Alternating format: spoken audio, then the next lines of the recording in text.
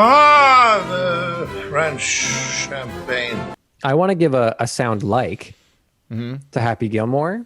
The sound that they made for his drives is deeply satisfying every Yeah. time. Yeah. That like cool. Yeah.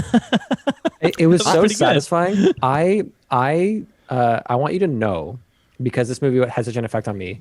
When I went to driving ranges as a kid, I would drive with a run up like that because I we all had seen did. Happy Gilmore. Okay, good. Just making We did sure. school trips to the local driving range, and everyone. That's the first 20 shots you take. Were running up and trying to hit it before the teacher yelled at you. Right.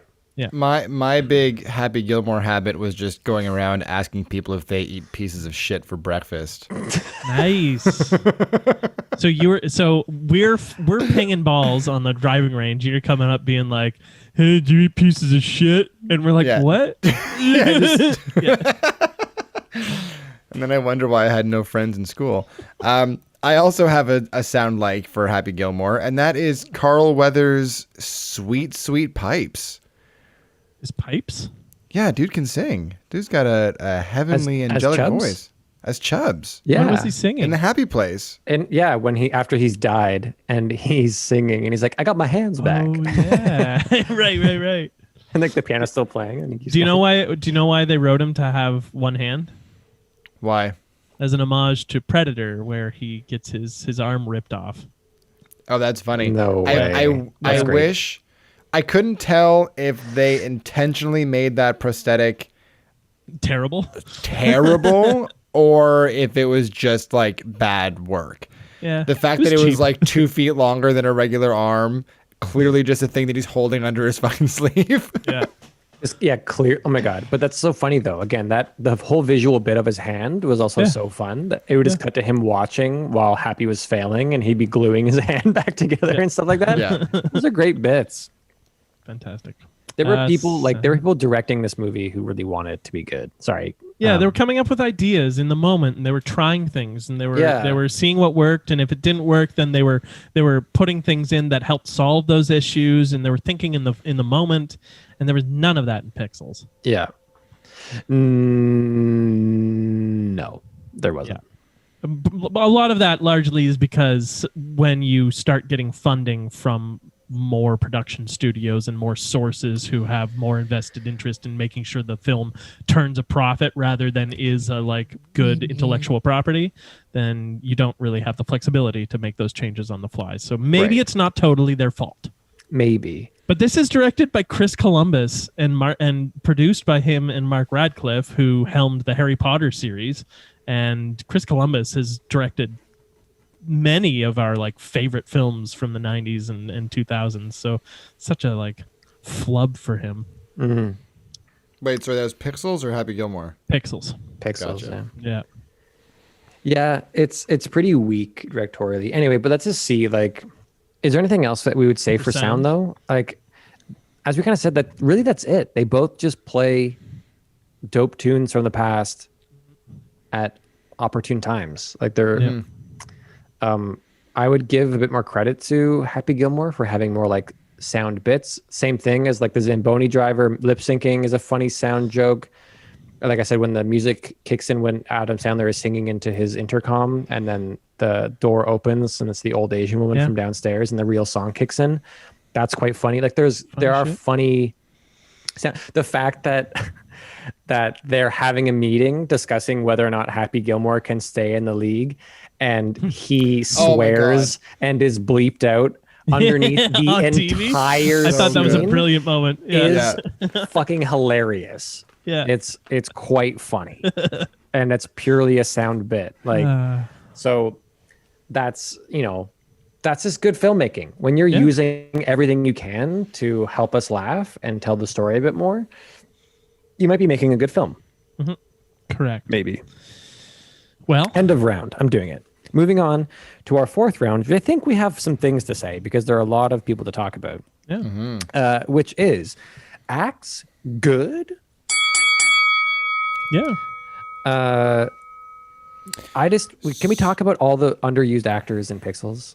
Absolutely. Brian Cox, what are you doing in this film, buddy? Sean Bean. Sean Bean still making the most out of what he Sean had. Bean for what he had. But I thought he was. We're making a he was beer working it. commercial. Yeah. What kind of I beer say commercial it's is a beer this? commercial. It's a bloody beer commercial. Yeah, that was silly because that guy, like, there's a fucking war going on the field. The guy whispers that under his breath, and Sean Bean from across the field is like, I heard that. Yeah, I like that they ushered them all off the field, but only like 20 meters. Yeah, didn't make them leave. Just said, go over There's there. going to be an alien invasion. Just go stand by the pitch, where the pitch ends. Yeah. Yeah, we have a little barricade if you could just stand behind that. Yeah. That they all stuck around to. Anyway, it was pretty weird. Sean Bean, Brian Cox is.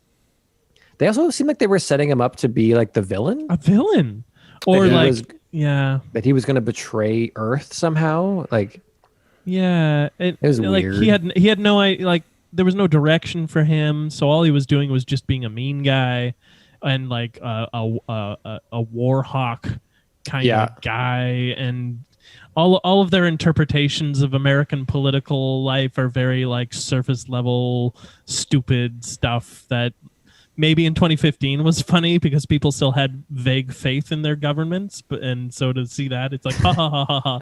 But now it's like, yeah, okay, let's get more nuance than that, please. Yeah. This film wasn't going for nuance, Sean. There was no room for nuance in this movie. Okay. Nuance would have ruined this film. Yeah. Is my theory. Yeah, I could have made it really dumb.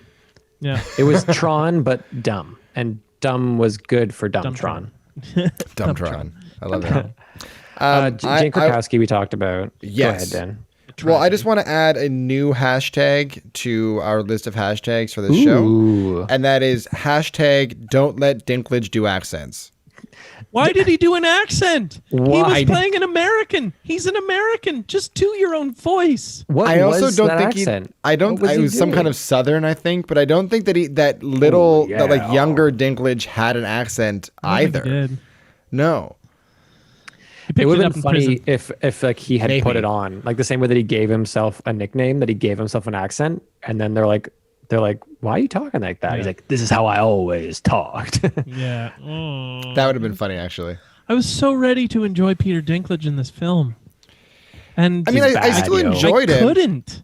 No, I didn't think he was bad. I thought just he was think that the bad. accent was distracting. His character was bad. Like his character was written poorly. But again, Yeah. you work with what you got.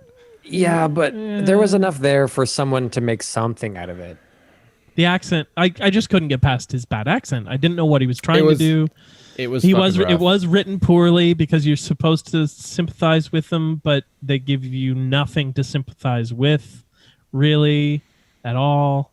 Even at the end, he gives in and says he's the best, and then he's rewarded with his threesome. I don't know. Look, he deserves a trophy. They all deserve their shiny wife trophies. Yeah. Yeah. Come on.